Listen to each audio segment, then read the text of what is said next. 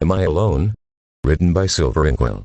Chapter 1. The Curse. The witch watched the town boys curiously and anxiously, for she wanted to just try to test out a new spell. The only thing that she needed now was an excuse, and if one of them just so happened to wander into a yard, that she would not be at fault entirely for what happened to them, but of course she would have to persuade them with a mind spell to trick them into coming. After all, they weren't stupid. And so she waited for just one of them to come, and eventually one of them did, and then she smiled as she cast the curse.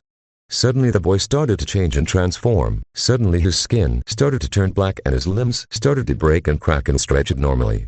No longer was he just a boy anymore. He was turning into something that the village feared, something that they hated. He was turning into a dragon. But not just any regular ordinary dragon, but a new shiny black dragon that none of them had ever seen before. And when the transformation was finally over and done with, the boy turned to the group and tried to speak, but it only came out as a roar. The group of boys ran away from this monster with great fear, and the dragon followed them with much and great confusion. When they finally got to the village, the boys forgot what they saw, because of a spell the witch put on them, and they cried out, "Dragon!" to summon every man to fight it. And very soon enough every man was there ready to fight it, and that was when the boy finally realized what he was. He was a monster. He was a dragon, and he would be killed if he stayed, and so he roared out in pain and agony, trying to talk one last time, but it was no use. It was all in vain. And so he decided to do the only thing that he could. He flew off and far away. He didn't care where he went, he just wanted to go away, far away.